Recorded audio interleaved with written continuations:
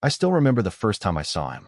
His name was Alex, 28, with dark hair that curled slightly at the ends and eyes that seemed to change color depending on what he wore.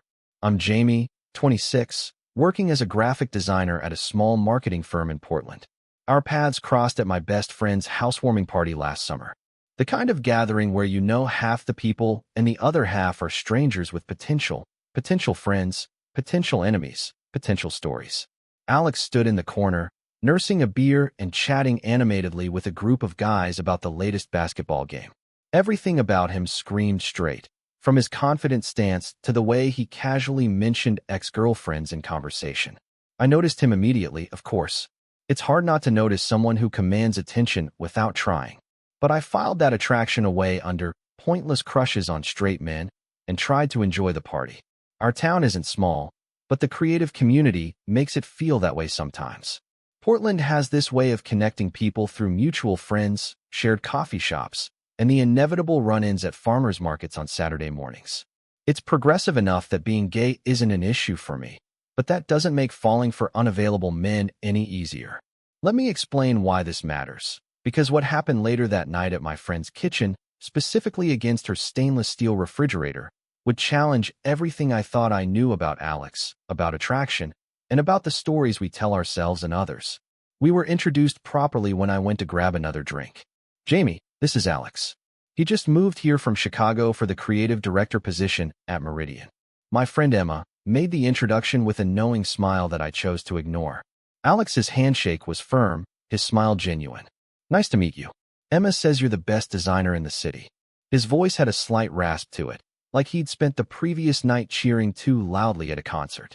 Emma exaggerates, I replied, feeling my cheeks warm slightly.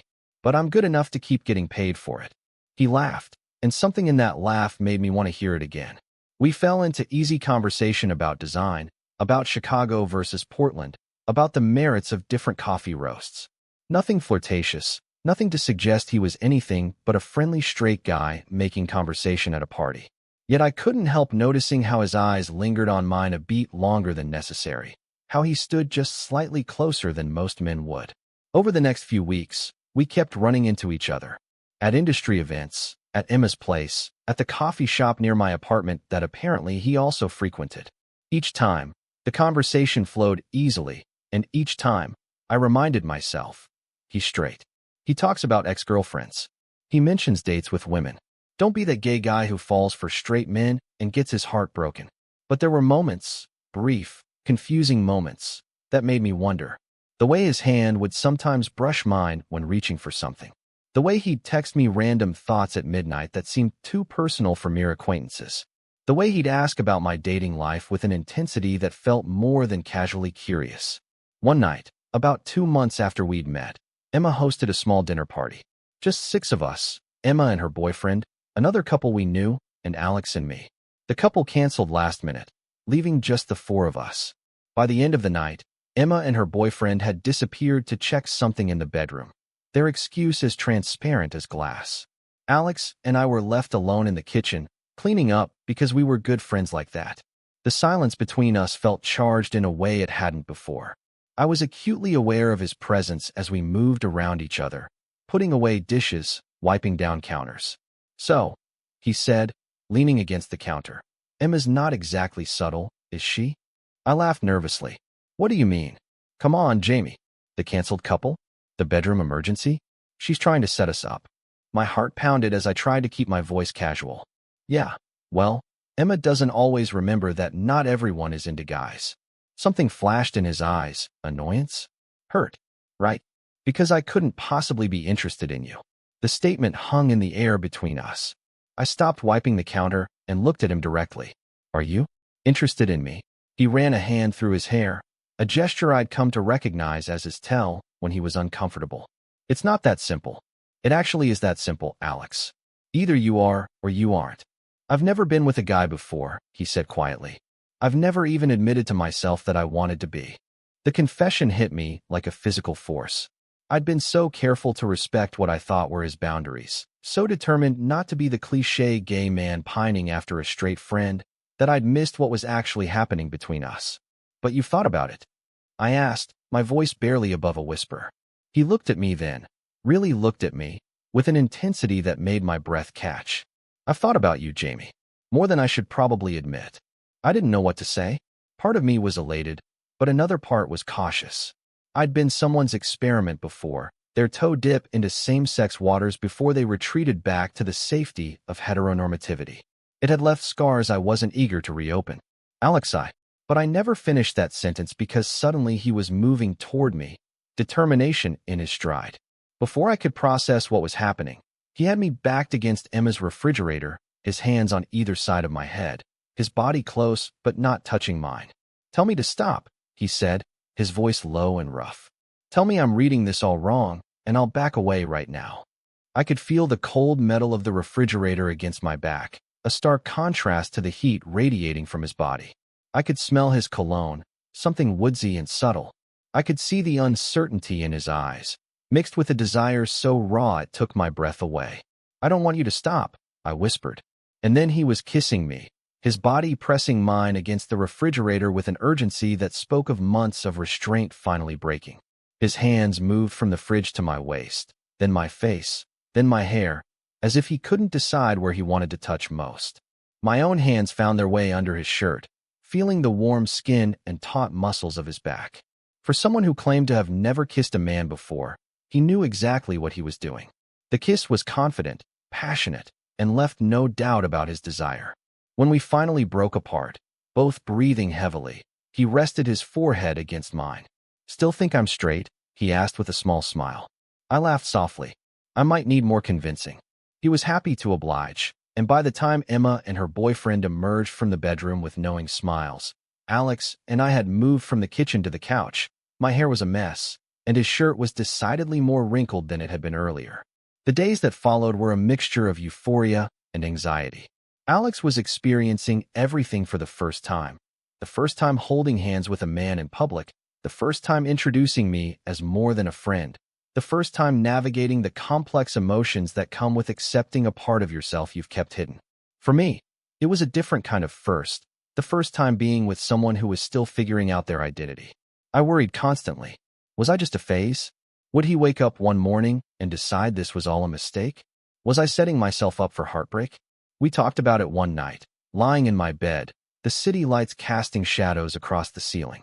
"I need to know what this is to you," I said, voicing the fear that had been growing despite my best efforts to silence it. "Because I'm falling for you, Alex, and if this is just an experiment." He propped himself up on one elbow, looking down at me with those ever-changing eyes. "This isn't an experiment, Jamie. I've known I was attracted to men since I was a teenager. I just never had the courage to act on it." "But you've only dated women," I pointed out. "Because it was easier. Because it's what everyone expected. Because every time I thought about being with a man, I heard my father's voice in my head telling me that wasn't what men do." He sighed, tracing patterns on my chest with his finger. "But then I met you, and for the first time, the thought of not being true to myself scared me more than the thought of disappointing everyone else." I wanted to believe him. I did believe him, but there was still a part of me waiting for the other shoe to drop.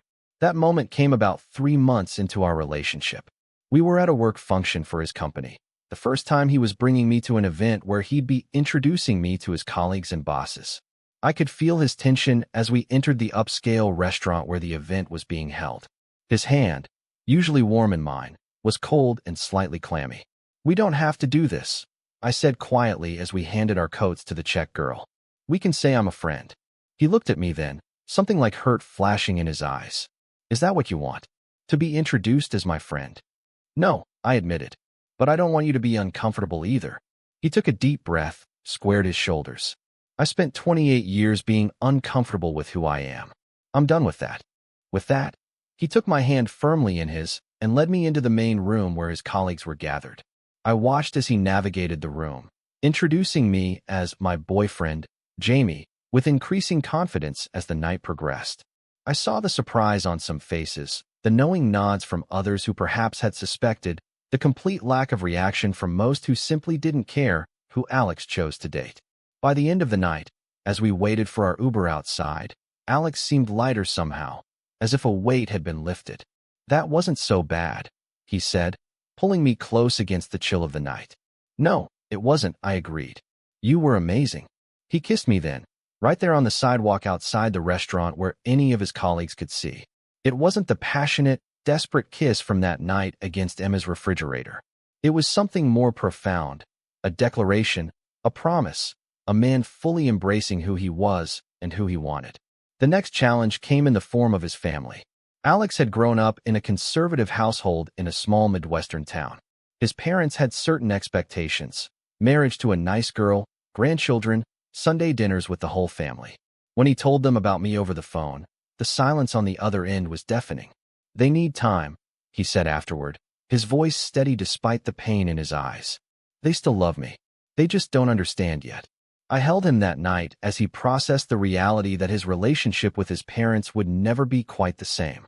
I wanted to fix it for him, to make his parents see what an incredible, brave person their son was. But I knew this was something he had to navigate on his own terms. Weeks passed without word from his family. Christmas approached, and Alex grew quieter, spending more time staring at his phone, willing it to ring. When he received a text from his mother asking if he was coming home for the holidays, he stared at it for a full 5 minutes before showing it to me. "What do you think?" he asked, uncertainty clouding his features. "I think you should go," I said, though the thought of him facing potential rejection alone terrified me. "They're reaching out. That's a start. Come with me," he said suddenly. "Come to Christmas with my family." My stomach dropped. "Alex, I don't think that's a good idea. They're just starting to process this. Having me there might be too much too soon." "I'm not going back into the closet for Christmas," he said firmly. "I'm not pretending to be someone I'm not, even for them. Especially for them. If they want me home for Christmas, they get all of me. And right now, that includes you." So that's how I found myself on a plane to Ohio 3 days before Christmas, my hand clutched tightly in Alex's as he pointed out landmarks from his childhood as we drove from the airport to his parents' house. The modest 2-story home was decorated with tasteful white lights, a wreath on the door the only other concession to holiday cheer. Alex's mother opened the door before we could knock.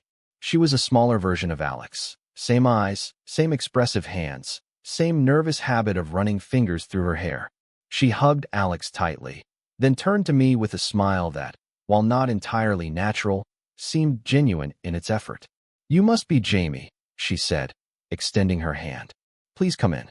Dinner's almost ready." Alex's father was more reserved, offering a firm handshake to both of us, but saying little as we settled into the living room.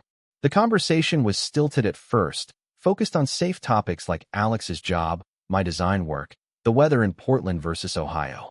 It wasn't until after dinner, when Alex and his father went to the garage to look for some Christmas decorations, that his mother really spoke to me. "He seems happy," she said, handing me a dish to dry. "Happier than I've seen him in a long time."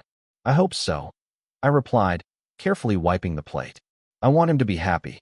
She was quiet for a moment, methodically washing a glass. "This isn't what I imagined for him," she finally said. "When he was little, I had this picture in my head of his future. A wife, children, a life that looked like mine." I nodded, not sure what to say. "But," she continued, "I've been thinking a lot since he told us about you. About what I really want for my son. And I realized that what I want, what I've always wanted, is for him to be loved and to be happy." She looked at me then, her eyes, so like Alex's, searching my face. "Does he have that with you?" "I love him," I said simply. "And I'm doing everything I can to make him happy." She nodded, seemingly satisfied. "Then I guess I need to adjust my picture of his future. Our future as a family." Later that night, as Alex and I lay in his childhood bedroom, his parents had surprised us both by not suggesting separate sleeping arrangements. He turned to me with wonder in his eyes.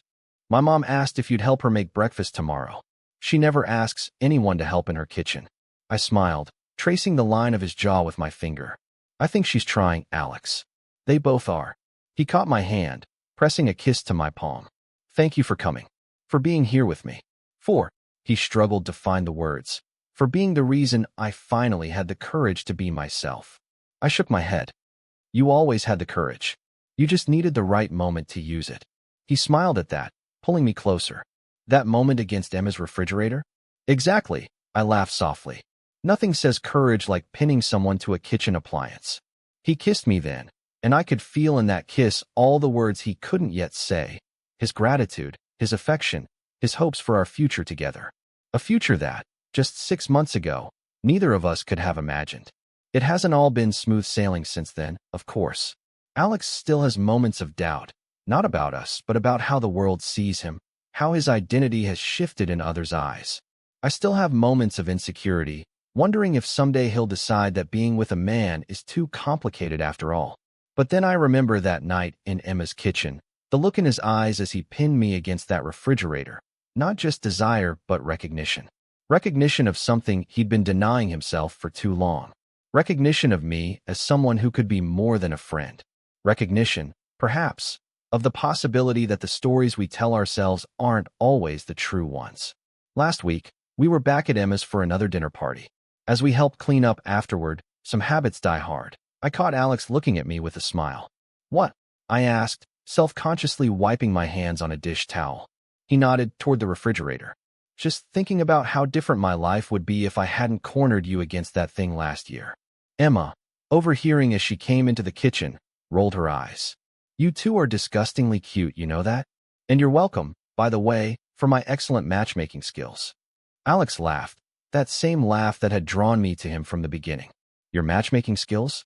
I seem to remember you abandoning us in the kitchen with a flimsy excuse about needing something from the bedroom." "Exactly," Emma said with a wink. "I'm a genius." Later that night, as we walked home hand in hand through the cool Portland evening, Alex stopped suddenly under a streetlight. "Move in with me," he said, the words coming out in a rush. I blinked, caught off guard. "What? Move in with me?" He repeated, more confidently this time. "Your lease is up next month. Instead of renewing it, move in with me. Or we can find a new place together. I don't care. I just want to come home to you every day." I studied his face, searching for any sign of doubt or hesitation. There was none, only certainty, only love. "Yes," I said simply. "Yes, I'll move in with you." His smile could have lit up the entire street. He pulled me into a kiss that reminded me of our first, passionate, certain, full of promise. As we continued our walk home, to his home, soon to be our home, I thought about the stories we tell ourselves and others. How Alex had told himself he was straight for so long because it was easier, safer. How I had told myself not to fall for him because I assumed he could never feel the same way. How sometimes the most important moments in our lives come when we stop believing the stories and start living the truth. And sometimes that truth begins against a refrigerator with a kiss that changes everything. Total_char_count, 18,634.